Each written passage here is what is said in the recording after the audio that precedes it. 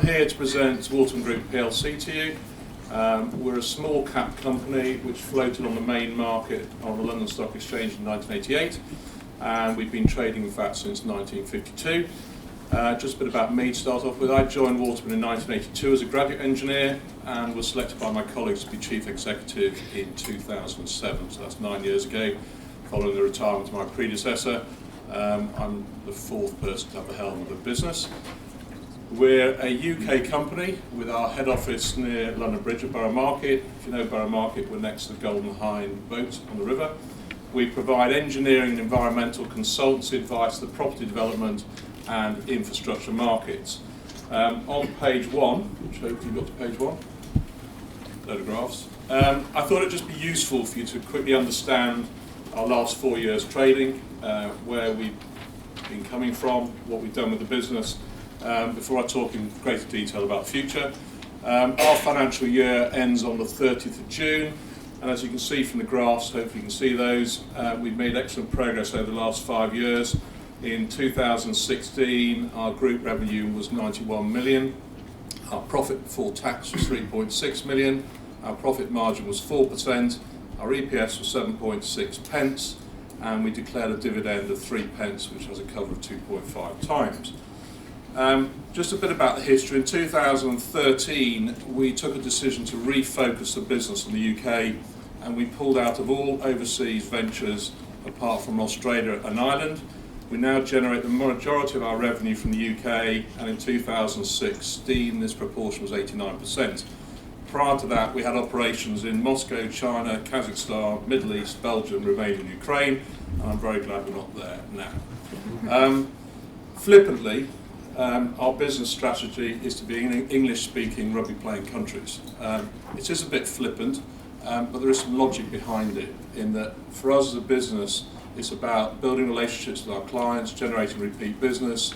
We have similar languages, similar codes of practice we can design from, and we also have clients that move between those geographies, which I can explain later. As you can see, we've expanded by 18% on average year on year over the last 3 years, and we currently employ just over 1,250 staff. We have 14 offices throughout the UK and 5 offices overseas, and we've got 30.8 million shares in circulation. And based on the current share price, we've got a market cap of just above 25 million. I'll move through quickly now so you can understand a bit more about the business. We're a premier engineering and environmental design consultant which generally works for blue chip clients on quality commissions. We only design, we're not contractors, we're not architects, and we're not cost consultants. So we're engineers and environmental design consultants. We're a balanced consultant, and again on page 2, which will be up fairly soon, you'll see the services that we sell to our clients, and the figures in red there show the percentage of our revenue that each of those segments generate. As you can see, we're quite balanced. No one service line provides more than approximately 25% of our revenue. Just quickly, do you want me to move? Have a go. Yeah, I can leave it to you. Just quickly, structures and building services, 2 of our business lines, they're involved in design of buildings. Infrastructure environmental consultancy, that's involved in the planning of development and also design and implementation infrastructure design.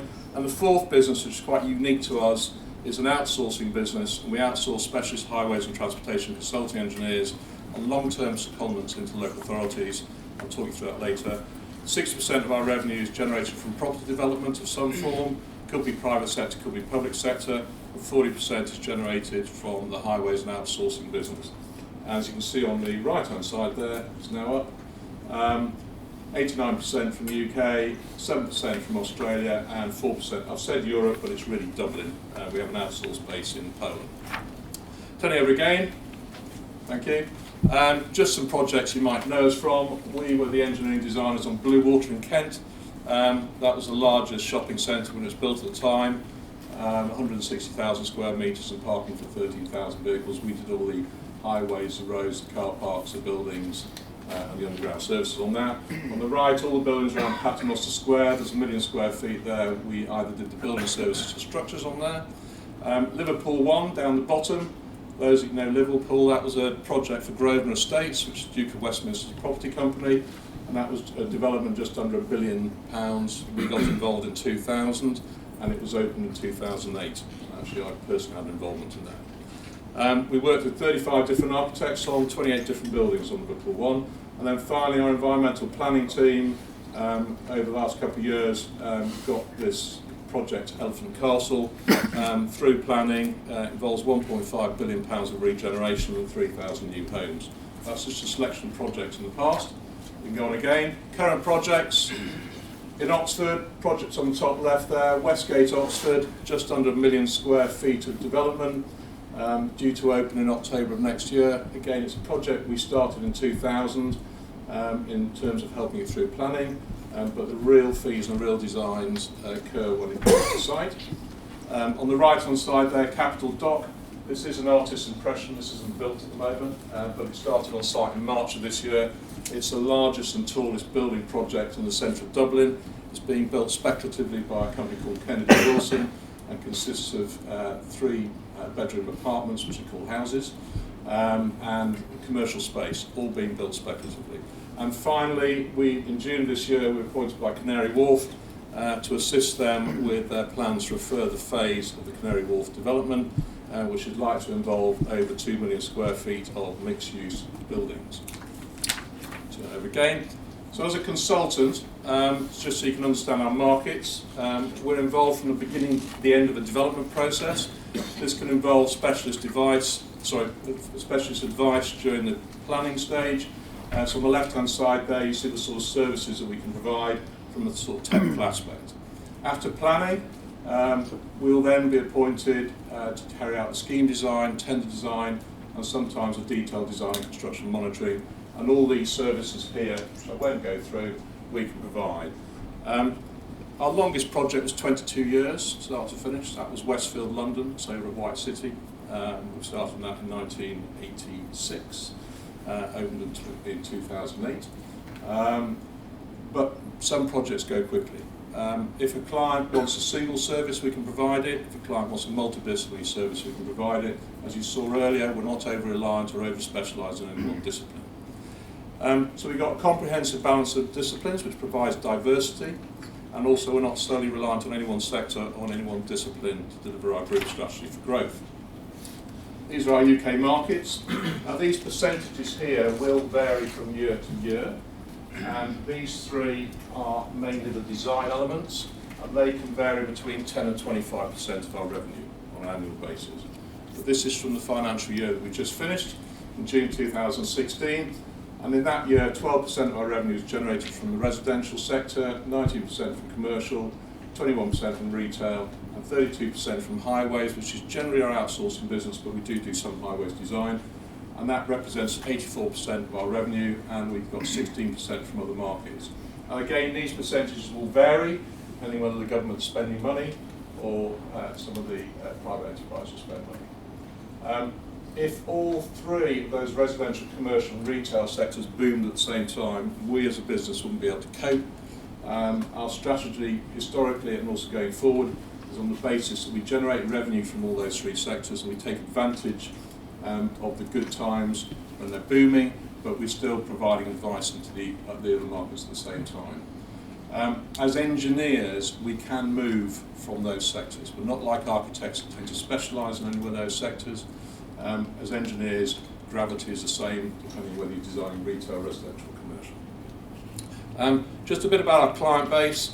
Our largest development client contributes 2% of our UK revenue, and our top 20 clients generate 23% of our UK revenue. So again, we're not over-reliant on any one client. If you could flip it over again, please. Hello? Move on, please. Yep, happen. Thank you.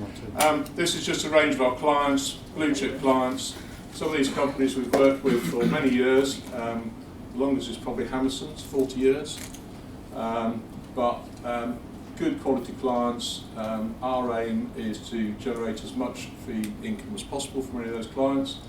And they cover all the various sectors there. So you'll see some PLCs as well as some private companies. We generate work through clients trusting us. We tend to work for the larger clients, because of the repeat business, because of the relationships that we have. Just to give you an example, if you take Hammerson's, I know the CEO very well. I also know the head of construction, plus a few other people, but more importantly, people in our organisation will know other clients, project managers and client relationship managers in the organisation. So we go for strength and depth. The strength of, sorry, just go back. The strength of the client base, the strength of the client base for us is important because even in less buoyant times, these clients still invest for the future, and so there's still fees available to us, and that's important. Highway sector, this is the outsourcing business. We currently have 426 engineers outsourced to over 50 clients throughout the UK, and there'll be local authorities, highways departments. The autumn statement last week was very interesting. The government, as you know, committed to invest 1.3 billion in highways infrastructure, and that would be good news for this business. We've won several large public sector frameworks. We work in partnership with other large consultants such as Atkins, which is a public consulting engineer on the stock market, and also AECOM, who's the largest consultant in the world at 100,000 strong. And again, we work with them on frameworks. We've got to over 200 engineers outsourced on frameworks which extend through to 2018, and some of those have extensions to 2022. Again, our longest secondee was actually 16 years, so we place people over a long time into the local authorities. We take a margin on every hour that they work. We announced our results, I mentioned earlier, in June 2016. On this slide I've showed several KPIs, and over the last 3 years, the numbers in red are the latest year. As you can see, we still continue to deliver excellent performance. Our return on capital employed has improved from 7.6 to 46.5. We did set ourselves a target that by 2016 we'd be above 20%. We actually blew through that a year early. Our net cash has increased from 1.1 to 5.5 million. So again, we've got a philosophy to have a positive net cash position. We plan to continue with this philosophy. Our earnings per share was 7.6p, as I mentioned earlier, compared to 5.4 in the previous year. And our dividend continues to increase. It went up from 0.5 to 1p to 2p, and we've just announced the 3p dividend for last year. I have given you on your chairs a broker's note from M+1 Singer, and there you'll notice that they're showing a dividend next year of 4p, which based on the current share price will give you a yield of nearly 5%. Turn it on again. Not working. Okay. At the moment, post-Brexit, my message is business as normal. What do I mean by that? I mean that we believe that we'll experience similar economic conditions as we had last year in terms of the work that we do. Our clients are still investing money. Again, if you look at the broker's note, brokers are not showing a growth this year. Again, I've been in the industry for over 34 years, been through some ups and downs. We're aware of business fluctuations, and as a management team, we're all very experienced. So we believe we're in the right place. We deal with the right companies. Our clients are still spending money. There will be ups and downs. We're focused on generating repeat business, leveraging market share from our existing clients, promoting cross-selling of more than one service to our clients, increasing our regional strength. So we're actually at the moment recruiting people for our Manchester and Birmingham offices. And also we will enter new markets, but only at the appropriate time. There's no point in entering markets early. And again, just to give you a little bit of background to why I believe it's business as normal, our forward order book for this year is the same as it was last year. Our staff numbers for this year is the same as it was last year. And I've obviously got the benefit of the first 4 months' results of this year as well. So our AGM is in a week's time, and obviously we're making further announcements at the AGM. Finally, our aspirations. Thank you. Our aspirations to expand Waterman in a sustainable manner and recognised to be the best. However, aspiring to be the best can mean different things to different people. Best could be biggest, fastest growing, the most profitable company, the one with the greatest market share, who wins the most awards. So we don't aspire to be the best, we want to aspire to be the go-to consultant. And the reason we say that is we want employees to come and work for us, build a long-term career with us, work in a thriving environment. We want clients to phone us up and give us their repeat business. Over 80% of our business is repeat business. It's been like that way for the last 9 years.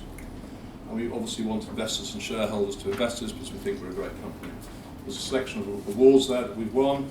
We don't go out to win awards, but it's nice to win them. We have an aspiration which we declared a year ago, and again we repeated that when we issued our results in October. And our aspiration over the next 3 years is to increase the group's adjusted operating profit margin towards 6% from the current level of 4%. It was 3.3% in the previous year, so you can see we've made positive movement there. And again, just for your information, in the 18 years between the two recessions, between 92 and 2010, our average margin was 5.3% and our peak was 8.7%. I'm not saying history will repeat itself, but we were doing engineering in those days, we were doing environmental consultancy, slightly different mix in business because we had more of the business overseas, but generally we were roughly the same. I hope this has provided you a brief history about Waterman and also our successes and aspirations for the future.